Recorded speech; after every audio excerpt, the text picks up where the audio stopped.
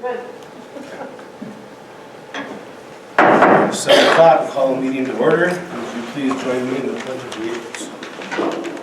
I pledge allegiance to the flag of the United States of America and to the republic for which it stands, one nation, under God, indivisible, with liberty and justice for all. Let the record show all board members are present. Mr. Board, has public notice been given? Yes, it has. All right, shout outs and celebrations.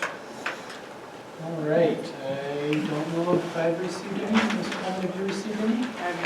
Okay, no shout outs tonight. On to public comment.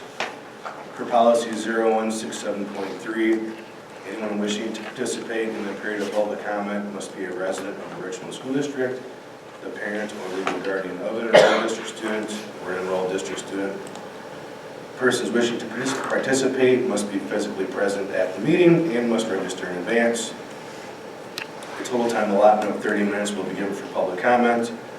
Each participant shall be given 3 minutes to address the board. Speakers are not permitted to make inflammatory comments, use inappropriate language or gestures, attack specific persons, or make a specific person the subject of their remarks. Please see policy 0167.3 for a complete list of requirements and restrictions. If a person is unable to adhere to these rules, they may be directed to end their comments. Mrs. Coleman? No public comment. Thank you. On to reports. District Administrator's report. Okay, just a couple of dates for the board. First of all, one reminder that you have a board governance special board meeting next Wednesday, the 19th at 7 o'clock. Hopefully you've got that on your calendar. And then there is no second board meeting a regular scheduled board meeting in November due to the Thanksgiving holidays. So your next regular scheduled board meeting will be December 10th, the second Wednesday in December. And then just a reminder for any staff or students or parents that are listening, there is no school on Wednesday, November 26th this year. Traditionally that had been an early out day, the day before Thanksgiving. That is a no school for teachers or staff or students. And so they will have the Thanksgiving break from the 26th through December 30th. Wednesday, November 26th is a day that the district is open. The high school, primary school, intermediate school, district office, those offices are open, just as they normally would be, but teachers and students will not be here. Thursday the 27th and Friday the 28th, those are actual district closed days, so nobody will be in any of the offices on those days. And then lastly, the board will be getting an update at the December 10th meeting, a little bit more in depth by Dr. Johnson regarding our district report card that just was released by DPI yesterday. But I wanted to share with the board that the district, for the second year in a row, the district receives 3 report cards. We receive a district-wide report card, and then we receive a report card for the high school and the intermediate school. Primary does not receive one because they don't do standardized state testing at that level. And our alternate schools did not receive one for this year because last year the enrollment numbers were not high enough for them to issue a report card.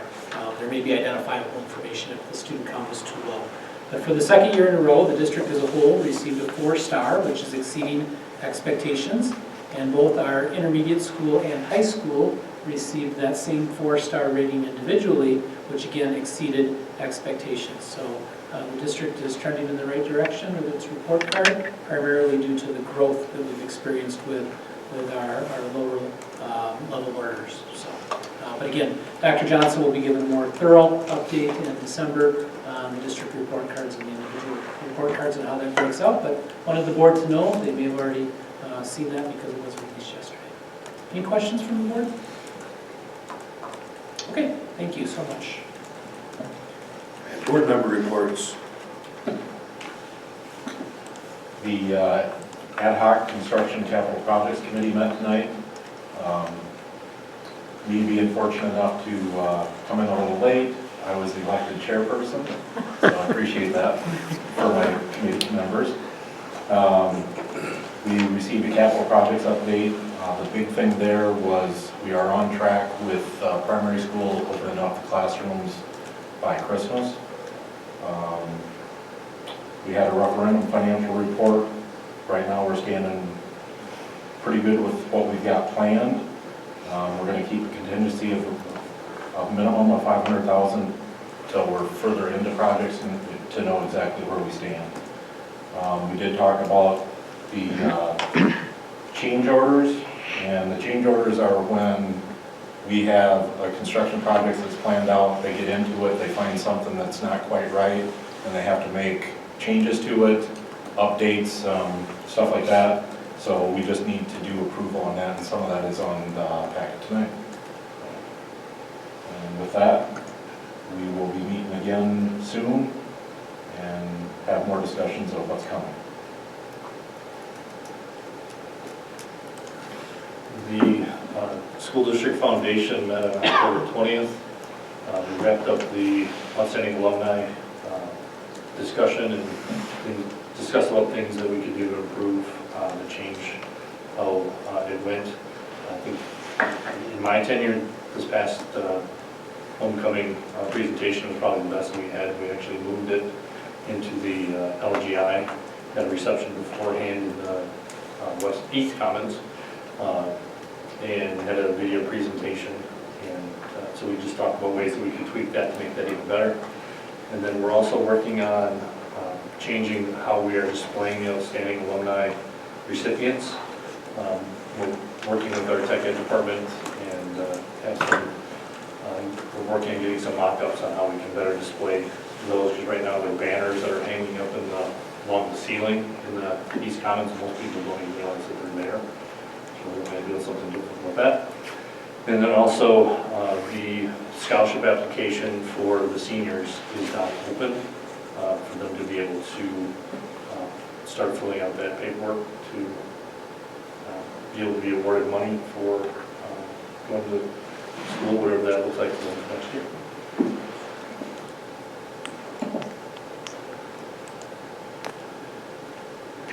Thank you. Student council report.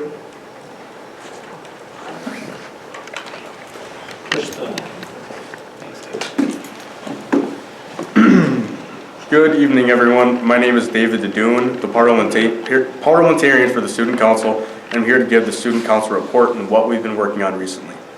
Our events committee successfully hosted the blood drive, which had a great turnout, and they will begin planning for the next one soon. Our student services spent some time cleaning out and organizing the leadership closet, which will make it easier for us to find supplies and stay organized for upcoming events. The Community Service Committee wrote thank you notes for the veterans in honor of Veterans Day. They were delivered to local veterans to show our appreciation for their service. Our fundraising committee is in the process of planning for the wrestling concessions on December 20th, and they're working hard to make sure everything runs smoothly for that event.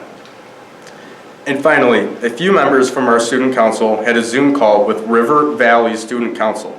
We discussed school policies and shared ideas on how both schools are handling things like our new phone ban. It was a great opportunity to connect and exchange perspectives and try to help them reconcile with the possibility of them losing their beloved devices. That wraps up our current updates. Thank you for your time and continued support of our student council. Floor is open to any questions. Going once, going twice. So thank you guys.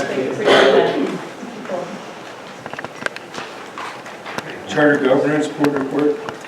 Okay, so Dr. Johnson had put a report in the, which hopefully you got a chance to watch beforehand, just some quick highlights.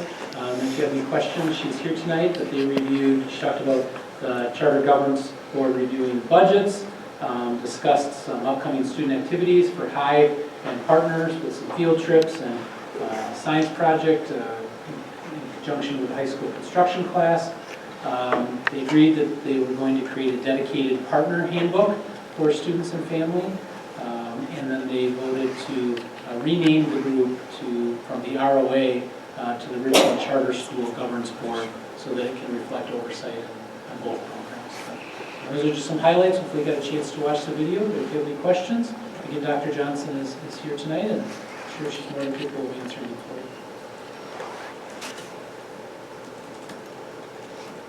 Awesome, thank you. The exit interview report. Amber Bingham is our HR director. She had presented this report to what was known as the Personnel Committee, and then as the committee's ended, this kind of got delayed a little bit, but she wanted to get it on for the board to see. Again, hopefully you got a chance to watch that. Just again, some highlights.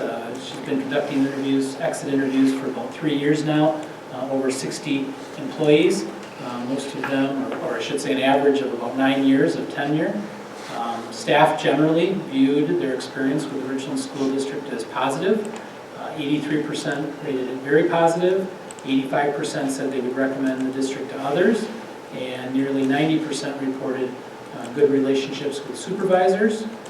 Some common concerns included increased workload without additional time, inconsistent student discipline and support, and communication gap between buildings. And then the departing staff praised the district's caring culture, teamwork, benefits, but also suggested continue to focus on improving communication, workload, balance, and discipline. So those are some general things. Ms. Bingham is not here tonight, but if you have any questions for her, you can let me know now, and we'll bring them back, or if you think of some after the meeting, you can certainly email me, we'll get you some answers, and then bring them back to the board as well. Okay, thank you. State test data report. Okay, so again, Dr. Johnson gave a report, a presentation on our state test data. We reviewed the 24-25 student assessment data, which includes forward exam, pre-ACT, ACT, and AP. Our result trends mostly parallel state averages. Some of the strengths were that our science scored surpassed state averages in multiple grades. Areas of improvement, our math performance has declined across several grades. Curriculum updates, teacher training, PLC collaboration are being used to try to strengthen the math instruction. And beginning this year, all students enrolled in AP classes will be required to take the AP exam, and that will better gauge course effectiveness and identify if additional supports needed there. We did have a question that was submitted prior about what we are doing to address some of the concerns in some of the areas that were performing lower. I'll let Dr. Johnson address that question first, and if the board has any additional questions, they can direct them to her as well. Good evening. The main portion that I would point out when it comes to some of the needs that we might have, including the math data that you saw, would be some things to consider. We've replaced almost all of our math curriculum now.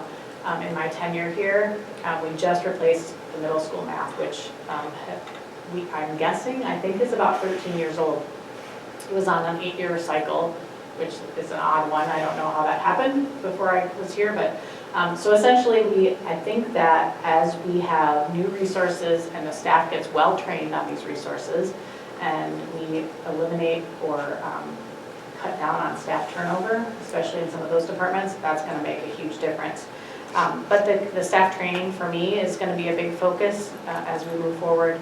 And then the PLC, transitioning our staff from the what will I teach to what do students need to learn, that is going to be a huge shift for student learning. So we will really be focusing more on what kids need instead of what we are delivering. So I think between all of those things, the gap should shrink, but it takes a little while. So the data you just saw was from the 24-25 school year. So like the elementary update that we did in the resource, they've just done it for like 8 months. They've been doing that math resource, so the teachers were new to it, students were new to it. Again, the middle school is going to have a little adjustment too because they just are getting it this year. So those are all things to consider, not excuses, just things for me to kind of file away and to document, like, okay, let's make good choices based on this data. And what is this telling us? We need to strengthen our staff and our students, and especially in the area of math. That's a really long way to say it, but that's just an example. I'd say math or instructional supports like training teachers is going to be the best thing we can do through the PLC process all the way around for all content areas. Any other questions from board members? the specific data shared during the PLC time with the teachers so that they can see, okay, my grades are affected this way or how they're. That's a good question. So in the high school anyway, I met with every content area in May before they left for the summer because I wanted them to know what the data looked like before they started making plans in the summer. So we were able to kind of dive into it then. But the PLC process and some of this data-driven work that we're doing is still kind of new for us. And so it's like drinking out of a fire hose sometimes. You just experienced it by watching my video. That's what it's like for our staff too, to try to digest all this information. I'm trying to help them understand. It took me several years to understand it too. So as we all get better about that, it'll be better. But yes, they're given that information. We also have CERT, which is the College Equipped Readiness Tool. It's kind of like if you remember MAPS testing when you were younger, it's like that, but for high school. It mimics an ACT, and students get their results right away. So that's another data point that can help to fill in some of these gaps, so students and staff kind of know where they stand. Thank you. Any other questions? Again, for any of these presentations, if some come up later, just shoot me an email or give me a call and we'll get you some answers. Make sure you're informed. Okay, thank you. Thanks, Sharon. All right, to the minutes. Is there a motion to approve the prior meeting minutes on October 29th, 2025? So moved. Motion made by Mr. Bailey. Is there a second? Second. Second by Mr. Downa. Discussion? Mr. Bailey. Aye. Aye. Aye. Aye. Aye. Aye. And two financial items, approval of statement of cash and invoices.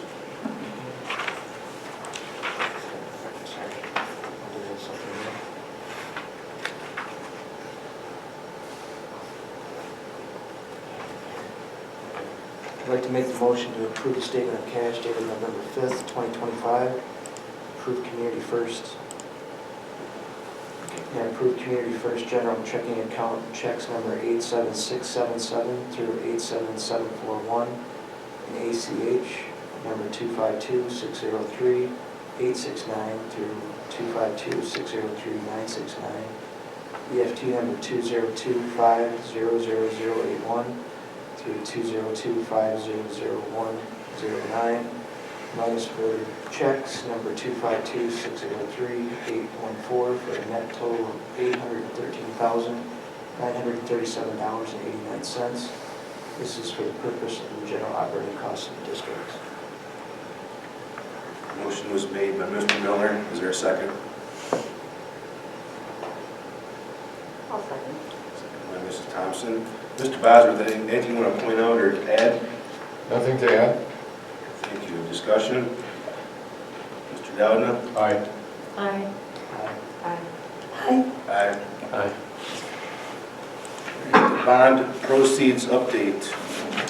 Okay, so the board knows that we borrowed money in two different phases, a 12.16 phase, most recently a $15 million phase in 2024, and then until that money is being drawn out and spent on projects, it's earning interest with PMA. And so Mr. Bosworth can give an update on where we stand with those proceeds from those bonds earning interest. We looked at this a couple of months ago, and the projected earnings were about $4,000 more than they are today. That's basically because interest rates have dropped a little bit. The majority of our remaining bond proceeds, and we've spent about $10.8 million to date of the 27.16. The remaining money, the majority of it is invested in fixed assets, fixed return assets, so they're not going to be that affected by interest rates dropping, but we do have a couple $1 million in liquid investments, which would be a little bit more affected by dropping interest rates. But it's still pretty close, right? The projection was 1.394 before, and now we're at 1.391 million, so So really, really unchanged. I should also ask, we've asked Nexus for an updated draw schedule. That's just their estimate of how much money is going to be required to be spent each month, and that's what PMA uses to base their investments off of. We know, okay, in 3 months, this much money is going to be due, so they time the investments to come due at that time. And so if that were to change, right, if more money were to be required sooner than the draw schedule had shown, that would mean we'd be pulling money out of those investments. So that could potentially decrease these projected earnings, but Craig from Nexus said that he thought the most recent draw schedule he'd given us a few months ago still looked accurate. We're waiting for an updated one. Indications were it shouldn't change too much, so I don't see this number changing too much in the future.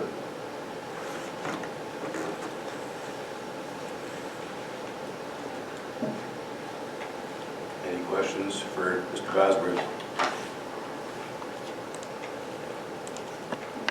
All right. Mrs. Coleman, consent agenda items?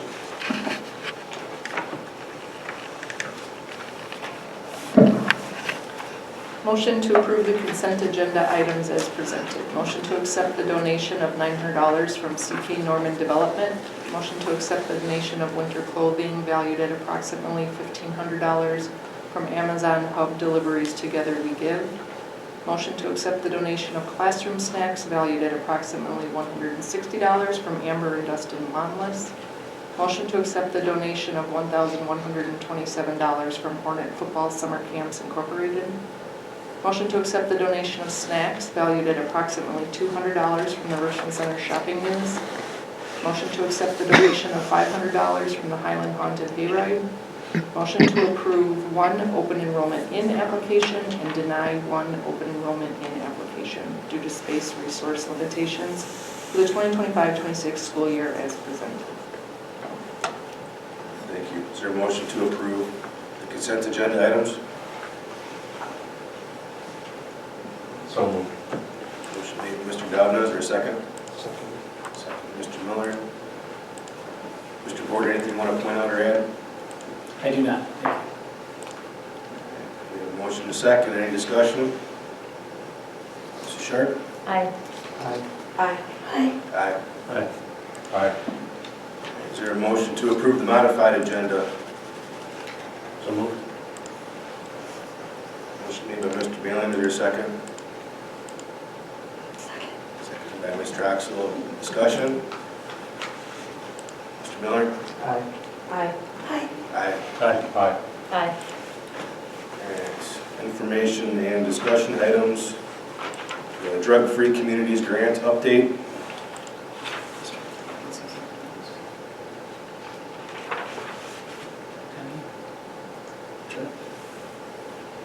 Drug-Free Communities Grant update. This is up.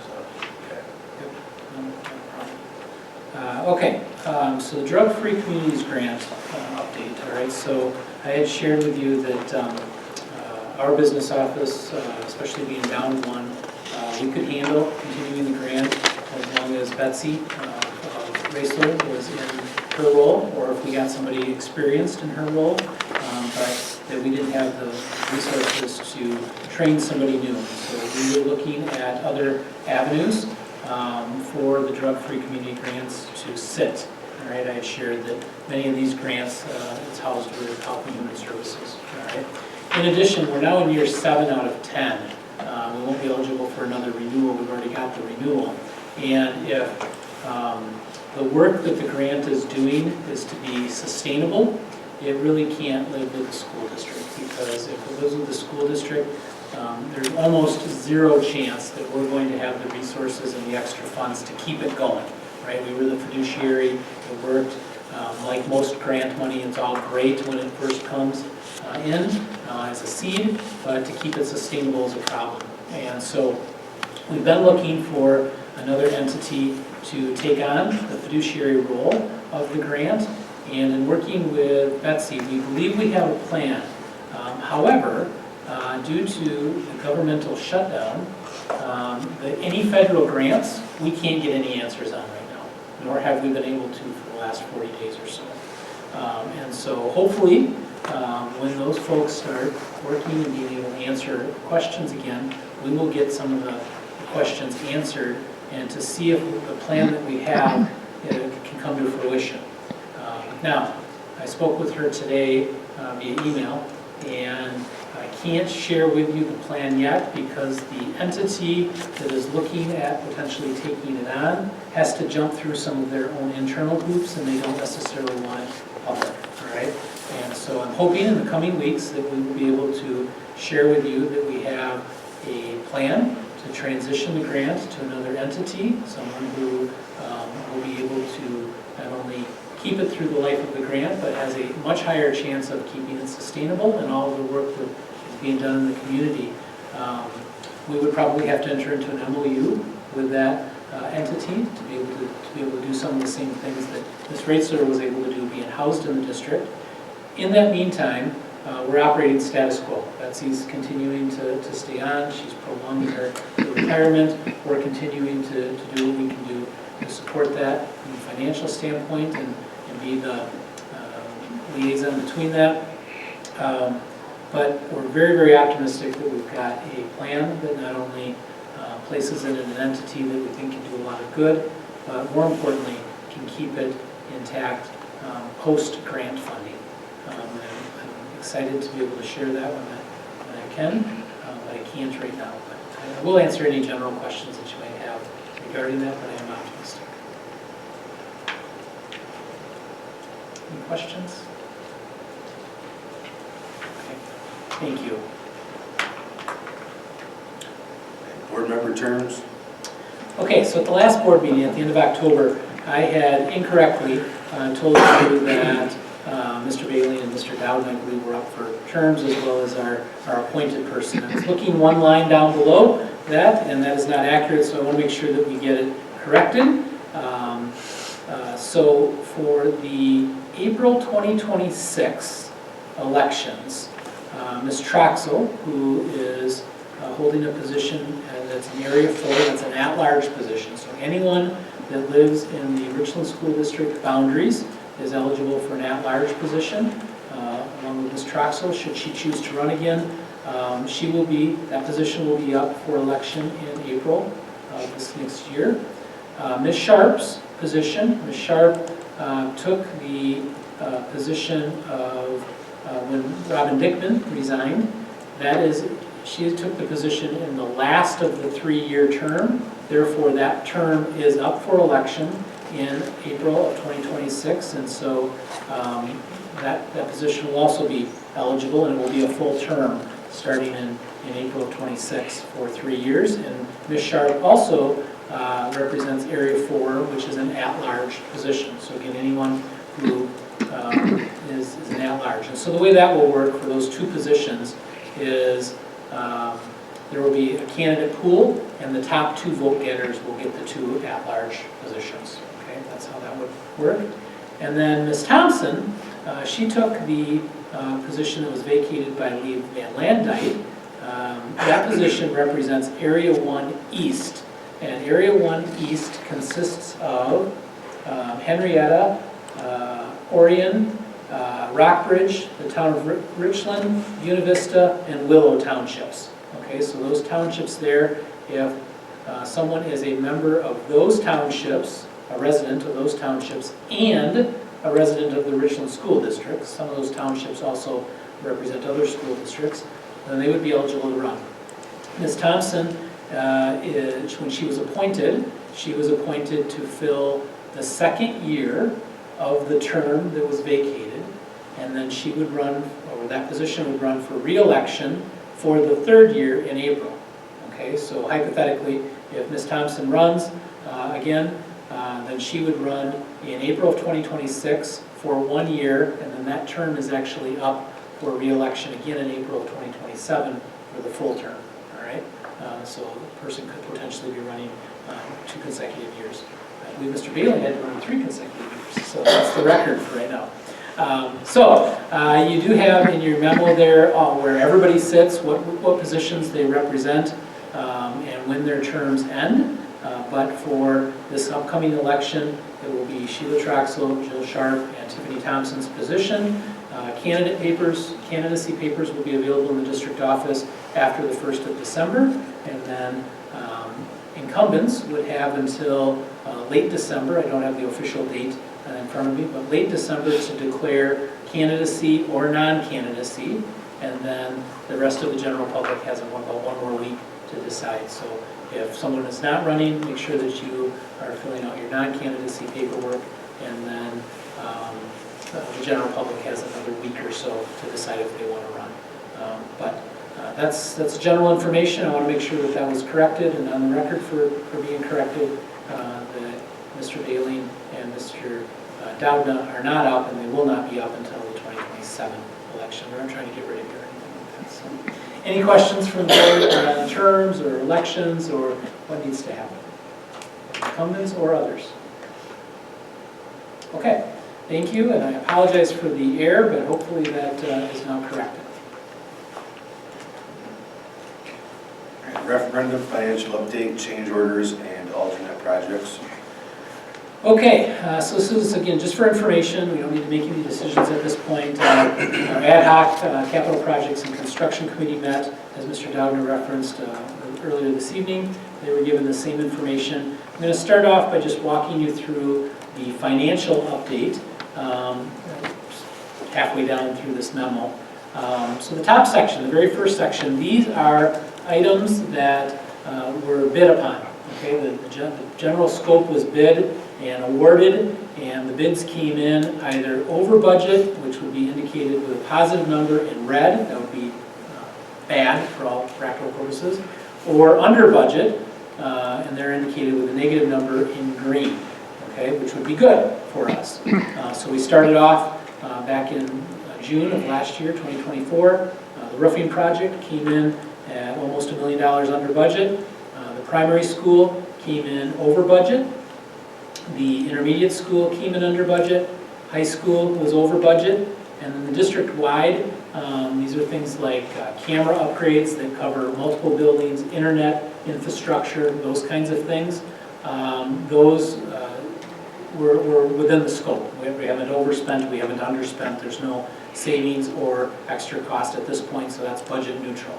And so if you take a look at where we're at with those 5 projects, 2 being over, 2 being under, 1 being neutral, we have a net savings, or under budget, of $594,000, just under $600,000 of additional money that we could spend. Okay? Then the next section includes things that the board has already committed to, and these projects are completed. That includes the 3 IMC upgrades for about $600,000 approved at various dates, but those are completed. The McKinstry Group initial fee to do the initial assessment. McKinstry Group is the group that is going through all of our assets, maintenance, and putting a expected life expectancy on them. Provide a full report on when things need to be replaced and how long they think things will last and the cost that it will take to replace. They had to come in and do an initial assessment on that, and this initial fee covers that as well as the first couple years of the subscription, and then it's an ongoing fee, much less than that, that will be taken out of budget in future years. And then finally, the board approved at the end of August a change order for all of the soil corrections that needed to take place at the primary school. That was about $500,000. That included the sinking classrooms, getting the foundation for that secure, as well as the asphalt and the parking lanes and the new parking lot at the primary school. So all of those board commitments that have already been committed, that amounts to $1.2 million.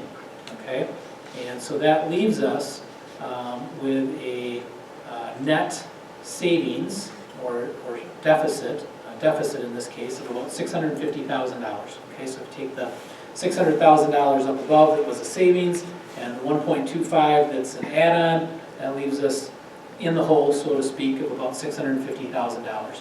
But we had plenty of money to cover that with the contingencies that we had and the bond proceeds that Mr. Bosworth talked about earlier. And so if you subtract all of those, that net $650,000 out of the contingency, okay, so the $748,000, this is remaining contingency that we have for future projects. That $650,000 has already been removed from there. And you add in the almost $1.4 million of bond proceeds, that leaves us with $1.5 million in funds remaining, okay? I misspoke there. So if you add those two numbers up there, the 1.4, the 700, and then add back in the 650,000, our final number that we have is 1.5 of uncommitted funds, okay? Let me pause right there to see if there's any questions from the board. This is basically historical things, bids that we've had and projects that have already been approved. Does the board have any questions on that? The $1.5 million remaining? Just for clarification, so the soil corrections at RCPS are not included in that top part of the chart from primary school being the plus 717? That is correct. The overage in budget for the primary school was mostly due to what was originally budgeted or thought to be budgeted was 2 classrooms, ended up being 4 classrooms. That was the overage there. And then on top of that, we had the soil corrections. Thank you.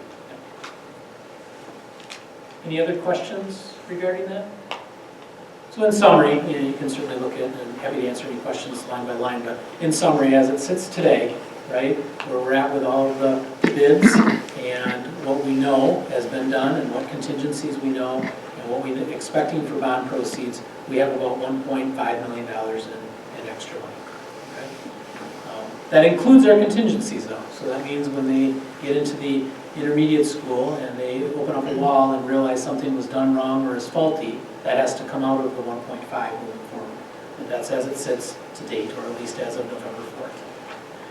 All right, then down below, these are, there are 7 total projects that we got bids on at the direction of the then Building and Property and Transportation Committee.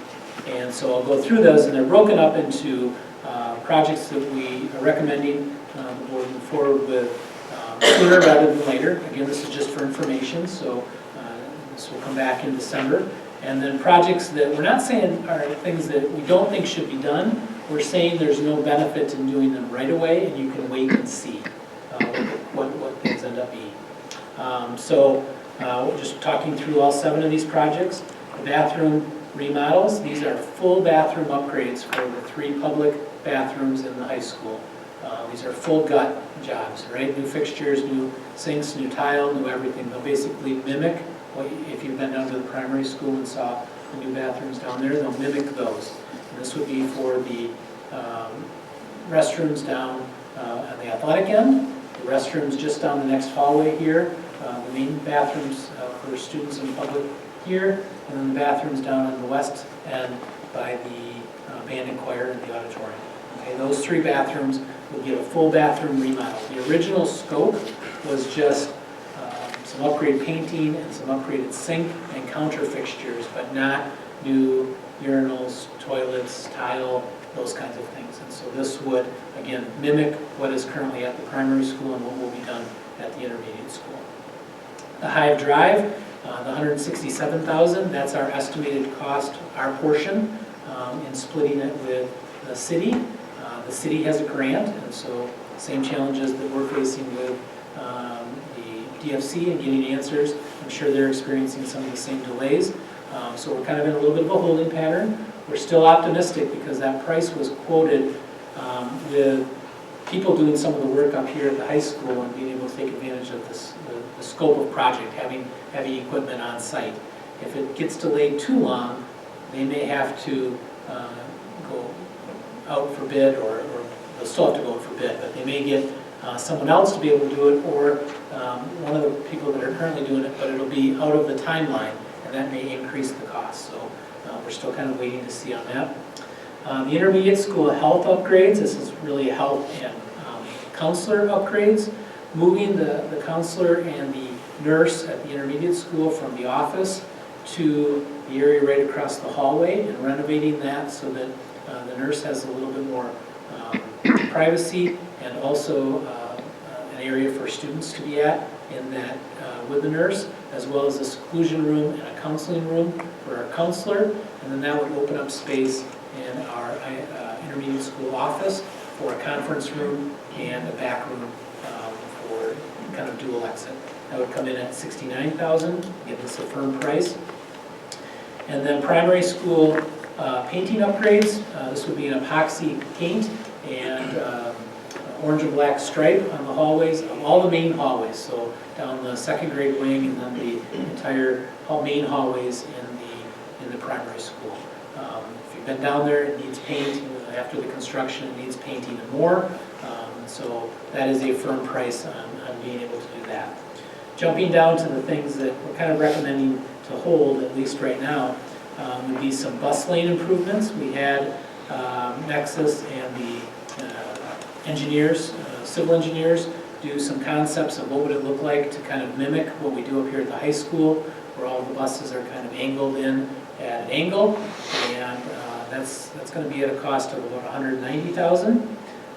Adding some additional parking stalls out in front at the primary school. Parking is a little tight at the end of the day. This would give us about 10 to 12 additional parking stalls at a cost of about $23,500. And then similar painting upgrades at the intermediate school for $25,000 for all of the main hallways there. We're recommending to move forward with the first four. Again, this is just for information now, but the reason for recommending moving forward with the first four is that they're going to be doing the scope of work for the high school. And if they've bid them out at this price as being able to do it while they're on site as an upgrade. If this is, we could do this later on, but it would be at a more costly price than the $175,000. Hive Drive, we've talked about moving forward with that. Intermediate school, same situation. We can do those upgrades at the end of everything, okay? But it's going to be much more costly to do it after everything's done than it is to be able to do it while the construction companies are on site. And then the painting upgrades at the primary school, our recommendation there is, for $20,000, let's get that so that that place is finished. Once our kindergarten classrooms are done, we've made the move, let's get that painted so that all of those public spaces are newly painted and look great with our new lighting and everything there. Why we're suggesting to wait on the other three is that the intermediate school bus lane improvement, when we started that project, we anticipated buses, having more buses and extending down further to the south, which is the entrance of the intermediate school. As it turns out, we only have 1 or 2 buses on the south side of the building. So it is much more condensed than we originally thought. And so we may not need to spend the money on that because it's a much more efficient system than what we anticipated had it been spread out. We were able to move buses up to the north further, which created some space to not have to go down to the south as far. We're recommending, so we're kind of taking a wait-and-see approach with that. We're recommending waiting on the parking stalls because asphalt companies can't lay asphalt anymore, and so this has to wait anyway, so there's no reason to commit to it at this particular moment in time, and it's not tied to anything else. We can add that at any time. And then the intermediate school painting upgrades, waiting until the construction is done at the intermediate school before we do that. All of that coupled with the fact that we now are in the process of purchasing new property at the campus for $1. We've had Nexus come in, and in early December they will be giving us a facility assessment, not a facility assessment, a projects budget. Here are the things that you have to fix, here are the things you should fix, here are the things that you could fix, and some prices that are allocated with that. So the recommendation is, if we want to move forward with those top projects, let's do them because they'll come at a cost savings now. But the others, let's wait and see, and let's let the ad hoc committee and ultimately the board look at what Nexus says, what is this going to cost us to make some of the upgrades to the campus property, and what does that leave us with money remaining. In addition, because that the $1.5 million includes contingencies. Nexus is telling us right off the bat, you have to save some money for contingency. You can't just go spend it all right now. So they're recommending saving $500,000 until we get further into those projects at the intermediate school and the high school, and then kind of wait and see. So if we did the recommended projects, that would leave us with about $1 million. If we have to save $500,000 in contingency, it would leave us with about $500,000 that we could start acting on right away, whether it's at the campus or some of these projects, and then kind of take a wait-and-see approach with the rest. So that's a lot of talking, but again, this is just for information. What questions do you have? Ad hoc committee, if I missed anything that I shared with you, jump in and add your thoughts or something that I missed, but open for discussion. I think one thing, one place, that I just want to remind the public that the bathrooms are 30 years old.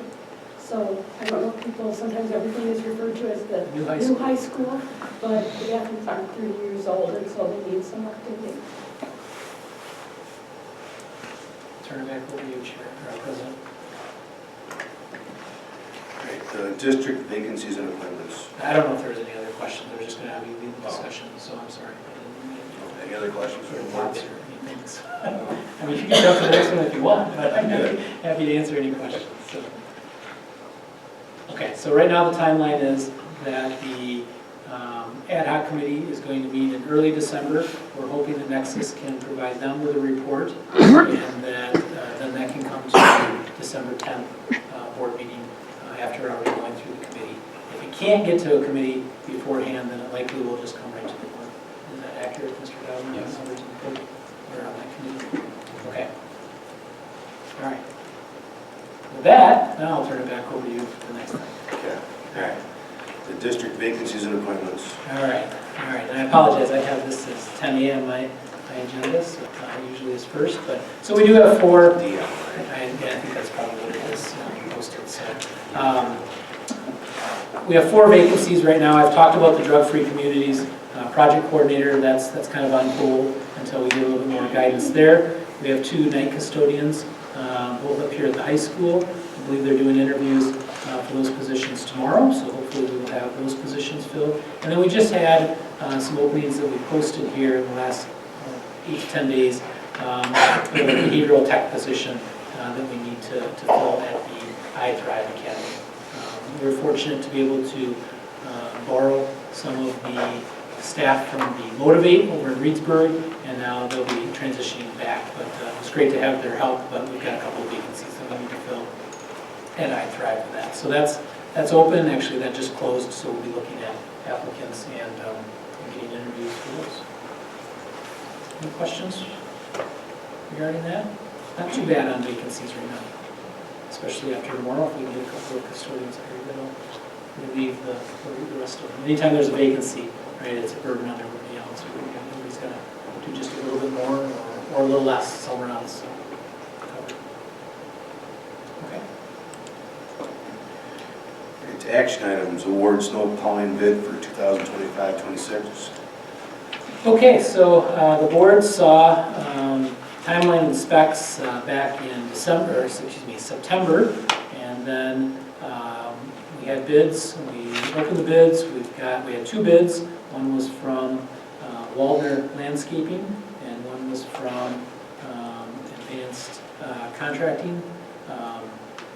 And they submitted the bids. The bids are included for your viewing reference, but Waldner Landscaping came in as the low bid, and they are the bid that we are recommending the board approve. It comes with a cost savings of approximately 50% from last year, and it would cover snow plowing the upper and lower lots of the high school, the campus parking lots, Melville Hall, as well as salting of all of our properties. That's what it is. Partner in there too. That would be the recommendation to approve Waldner Landscaping for the 25-26 school year.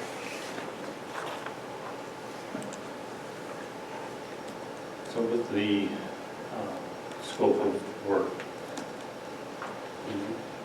I noticed notice that it does not include plowing at the primary schools and reading school. We taking care of that? We take care of that internally, yes. And then, I know that we delayed that a little bit for due diligence. I was very surprised at the cost difference between the two contracts. It made me a little nervous that the level of work that would be done is actually up to our expectations. Yep. Are there any contingencies that we might have in place to? Well, we've done our due diligence, checked references, and we don't know why people underbid. Sometimes it's just to get their foot in the door and try to show the district that they can do a good job, and then they may need to raise them later. If they can't fulfill the services, then we would not, continue with them, and we would have to either do an emergency plan or go out for bid, shorten the time frame to try to get new bids. I hope it works. I do too. It would not be the first time that we've had somebody that wants to get into the business, submit a bid that's substantially lower and turned out to be very good, but by the same token, you can't guarantee that. Thank you. Any other questions from the board? All right, is there a motion to approve a service contract with Walter Landscaping for snow plowing and salting within the district for the 2025-26 school year as presented? I'll make that motion. Motion made by Mrs. Sharp. Is there a second? I'll second. Mrs. Thompson, discussion? Mrs. Thompson. Aye. Aye. Aye. Aye. Aye. Aye. Right. Rescind contracted services with Evergreen Leadership Group LLC.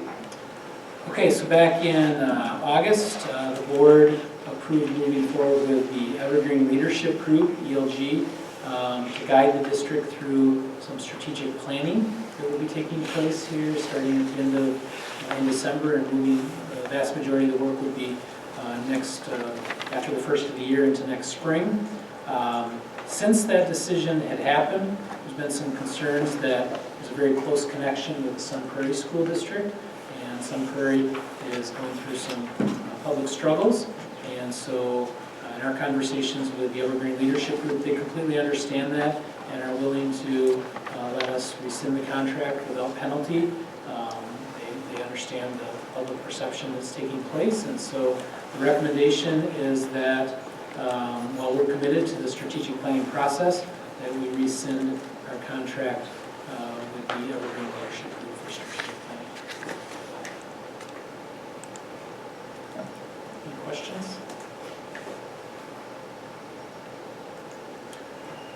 Is there a motion to rescind the contract approved on August 11th, 2025 with Evergreen Leadership Group LLC for strategic planning? So moved. Motion made by Mr. Billing. Is there a second? Second, Mr. Miller. Discussion? Ms. Troxel? Aye. Aye. Aye. Aye. Aye. Aye. Right. Contracted service agreement with the Donovan Group LLC for strategic planning. Okay, so as this came about, then obviously we started looking at what some other options were. The Donovan Group is a very, very reputable company. They work exclusively with K-12 school districts, and they primarily got their footing for providing communication, specifically crisis communication, right? So school districts that don't have a marketing and communications director can contract with the Donovan Group for general communications, but where they excel is that school districts can use them, and, as we would, should an unfortunate or a crisis situation happen. They will guide districts all over the state and the country in these kinds of things. So that's kind of how they've gotten their niche, working with K-12 school districts. But in recent years, they have also taken on the ability to do strategic planning. Again, very reputable company. They have put together a proposal. The Evergreen Leadership Group, their bid, just for full transparency, was for $15,000 to guide us through the strategic planning process. Plus, on top of the $15,000, any expenses that they incurred, the three of them, for mileage, meals, and any miscellaneous expenses or things that they incurred, estimated to be, $2,000, $2,500. which puts us at a kind of an all-in cost of about $17,500. The updated contract that's proposed here for the Donovan Group is $22,000, but it's all inclusive, okay? So it's not quite the $7,000 difference when you factor in both things. In addition, we would get 2 additional months of service with the Donovan Group. The Evergreen Leadership contract was for a 6-month period. The Donovan contract is for an 8-month period. Okay, so again, you add the additional months in that you're getting, then you know the cost isn't really that much difference. And finally, I would say, you know, the Evergreen Leadership Group, that was a group of 3 people. The Donovan Group is an army of people. Okay, they have a full staff that is fully committed. Obviously, they're very good in communication because that's where they held their niche, being able to get things out there. If you just look at the PDF that's attached, the timeline, I mean, this was something that they were able to produce in a matter of, you know, 4 or 5 hours for us. It's a very professional looking flyer that outlays everything. And if you look at that process, it still aligns with the timeline that our board wanted. Starting in December and January, developing some steering committees, having the events in February, March, or right around there, follow up with the steering committees, and then be able to have rollout and communication to our board and public for the start of the 26-27 school year. So everything that I'm seeing from the Donovan Group, we would have gotten plus some. It does come at a little bit more of a cost, but truthfully, strategic planning, I think a case could be made that that might be the single most important expense that a school district can spend. So in my opinion, the few $1,000s of extra money for the services that we're getting in a reputable company, I think is well. That's up for the board to decide, but I'm happy to answer any questions. Questions from the board? All right, then, is there a motion to approve the contracted services with the Donovan Group LLC for strategic planning as presented? I'll make the motion. Motion made by Ms. Troxel. Is there a second? I'll second. Second by Mrs. Sharp. Discussion? Aye. Aye. Aye. Aye. Aye. All right, with that, is there a motion to adjourn? I'll make the motion. Motion made by Mr. Dowd. Is there a second? I'll second. Second by Ms. Troxel. Discussion? Mr. Bailey? Aye. Aye. Aye. Aye. Aye. Aye. Thank you.